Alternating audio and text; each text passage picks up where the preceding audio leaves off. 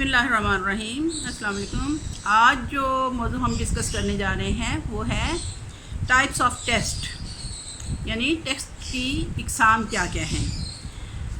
سب سے پہلی قسم جو ہے اس کو ہم اسٹینڈرڈائز اچیومنٹ ٹیسٹ کہتے ہیں، یعنی معیاری اکتسابی آزمائشیں۔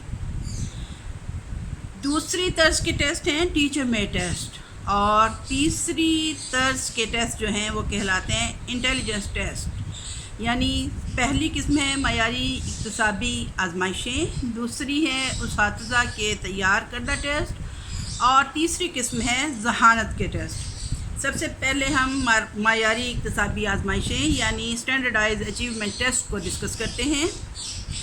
ان آزمائشوں میں سوالات طے شدہ ہوتے ہیں اور تمام اسکولوں کے طلباء کے لیے یکساں ہوتے ہیں۔ ہر آزمائش کے لیے مخصوص ہدایات دی ہوتی ہیں تاکہ ٹیسٹ دینے والے تمام طلباء ایک ہی قسم کی آگاہی سے سوالات کے جوابات دینے شروع کریں۔ مزید سوالات کے جوابات کے لیے ایک ہی قسم کا طرز عمل درکار ہوتا ہے، یعنی مسائل حل کرنے کی صلاحیت یا یادداشت وغیرہ۔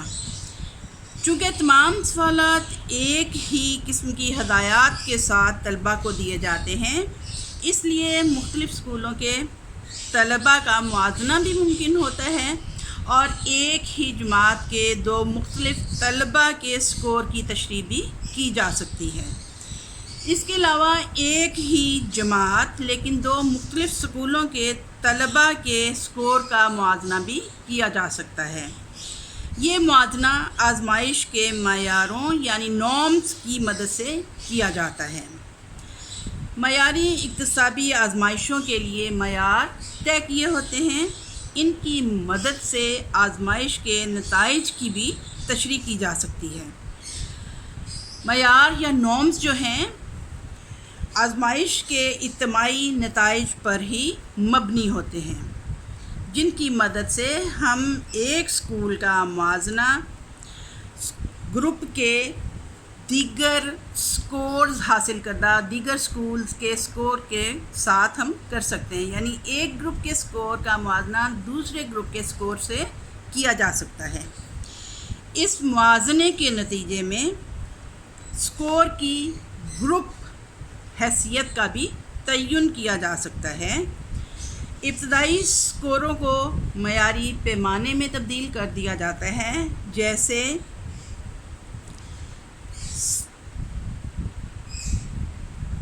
ہم پرسنٹائل رینک بھی کہہ سکتے ہیں جس کو، اور اس کے ساتھ ساتھ ہم اس میں اسٹیمنے بھی کر سکتے ہیں، یعنی 9 درجی پیمانہ یا معیاری پیمانہ کہہ سکتے ہیں۔ جبکہ پرسنٹائل رینک جو ہے یہ فیصد حیثیت کا حساب کتاب کہلاتی ہے۔ دوسرے نمبر پہ آ جاتی ہے اساتذہ کی تیار کردہ آزمائشیں یعنی ٹیچر میڈ ٹیسٹ۔ اس کے کیا مقاصد ہوتے ہیں کہ کسی مخصوص مضمون کو پڑھانے کے بعد عام طور پر اساتذہ طلباء کی اس مضمون میں اہلیت کو جانچ سکیں۔ دوسرا پیمانہ اس میں کیا ہے کہ طلباء کے والدین کو ان کی تعلیمی پروگریس سے آگاہ کیا جا سکے، اور تیسرا پیمانہ کیا ہوتا ہے کہ نصاب کے اطلاق کا جائزہ اور فیڈ بیک لی جا سکے۔ اس حوالے سے ہم کہہ سکتے ہیں کہ ٹیسٹ کی جو اقسام ہیں اس میں سپلائی ٹائپ ٹیسٹ ہوتے ہیں، مختلف سوالات ہوتے ہیں جن کے شارٹ آنسر دینے ہوتے ہیں، کمپلیشن ٹیسٹ ہوتے ہیں جیسے کہ مکمل کرنا، یہ ذخیرہ الفاظ اور علم سے متعلقہ حقائق کا جائزہ لینے کے لیے کام آتے ہیں۔ پھر ہیں selection type test, true false یعنی درست اور غلط کا جائزہ لینا، اور میچنگ آئٹم یعنی جوڑ ملانا۔ مخصوص وقت کی پابندی یعنی 3 گھنٹے یا 40 منٹ دے کر تعلیمی مقاصد کا جائزہ لیا جا سکتا ہے۔ اسی طرح سے پھر ایسے ٹائپ ٹیسٹ ہوتے ہیں، اس میں وسیع یا تفصیلی جواب درکار ہوتا ہے، اور ایکسٹینڈڈ رسپانس ہوتا ہے، بچے جو ہیں وہ اپنی صلاحیت کا اظہار کرتے ہیں یعنی ایک تو ان کے لکھنے کی صلاحیت، دوسری ان کی یادداشت کی صلاحیت، ذخیرہ الفاظ کا بھی اس میں موازنہ کیا جا سکتا ہے، اور دیگر بہت سی مختصر چیزیں جو ہیں مختلف چیزوں کا جائزہ لینے کے لیے یہ استعمال ہوتے ہیں۔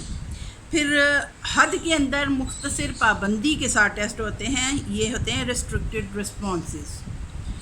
تو اس حوالے سے بھی ہم انہی اصولوں کے ساتھ ہم یہ ٹیسٹ لیتے ہیں۔ تیسری قسم آ جاتی ہے ذہانت کے ٹیسٹ۔ اس میں عملی مشکلات کے حل کی صلاحیت کا جائزہ لیا جاتا ہے یا تجربے سے فائدہ اٹھایا جاتا ہے، سابقہ زندگی میں جو ایکسپیرینسز کیے ہوئے ہیں، تجربات حاصل کیے ہوئے ہیں، ان کے حوالے سے ٹیسٹ لیا جاتا ہے۔ دوسری بات اس میں آ جاتی ہے زبانی بیان کرنے کی صلاحیت، یعنی وہ کوئی بات جو ہے اس کو اپنے الفاظ میں بیان کر سکتے ہیں یا نہیں۔ پھر تجریدی عوامل کا استعمال بھی ہم دیکھتے ہیں ان قسم کے ٹیسٹوں میں۔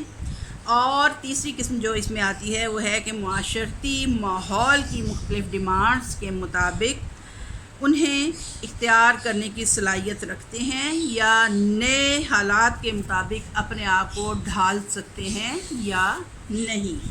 یعنی ایک طرح سے یہ اپنی ذہانت کا استعمال کرتے ہوئے ایڈجسٹمنٹ کی صلاحیت کے بارے میں بھی ٹیسٹ ہوتا ہے۔ پھر یہ ہوتا ہے کہ معیار عمل کے طریقے سوالات کے تجزیے سے لے کر نام سازی تک شامل ہیں۔ ذہانت کی ساخت اور آزمائش کی حیثیت کیا ہے؟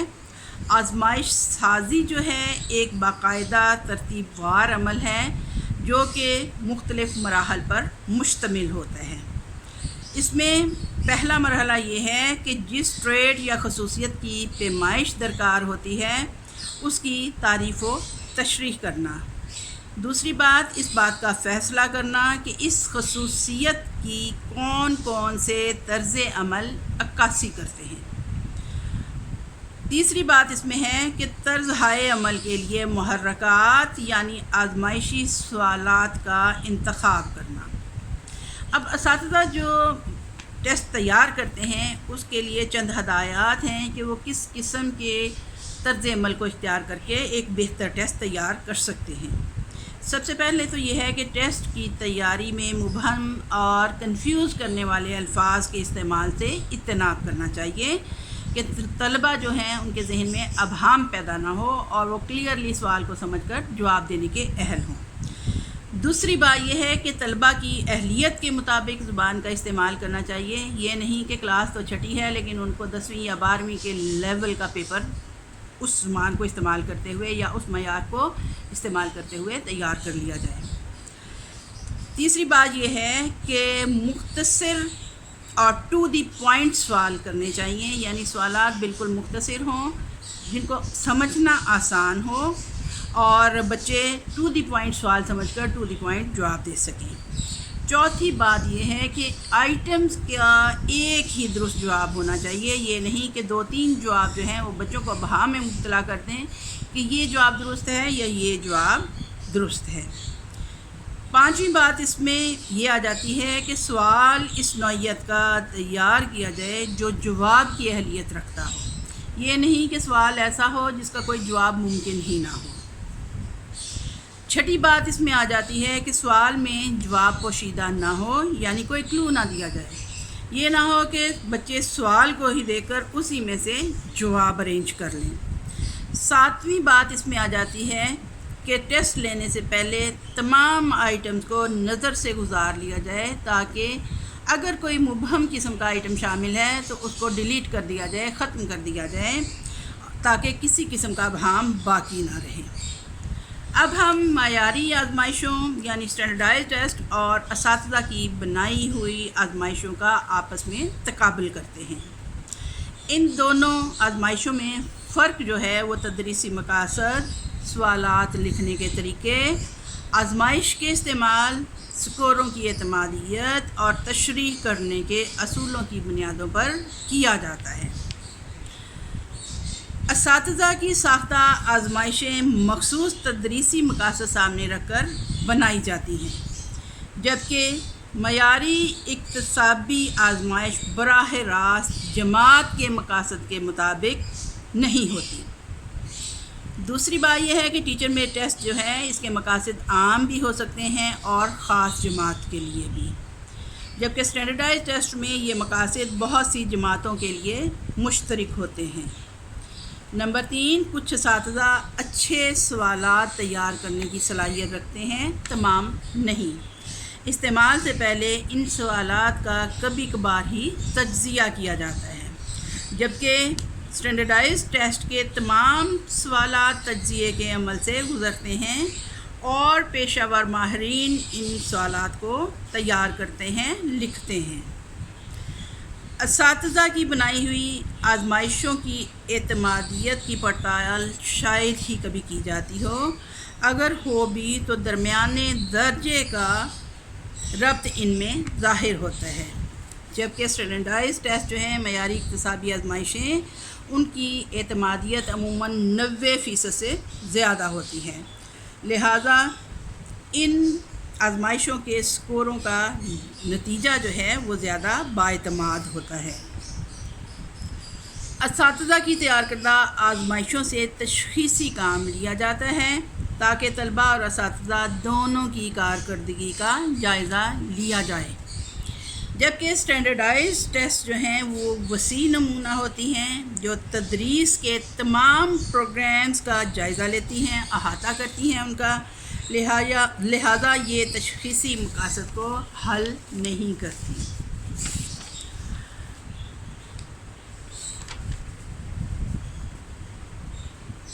ذہانت کی آزمائش سازی کو متاثر کرنے کے لیے 2 نظریات ہیں، ایک ہے گروپ فیکٹر تھیوری جبکہ دوسری ہے 2 factor theory. Group factor theory نظریے کا موجد جو ہے وہ ایل تھرسٹن ہے، اس نے انالیسس فیکٹر کی مدد سے نظریہ پیش کیا۔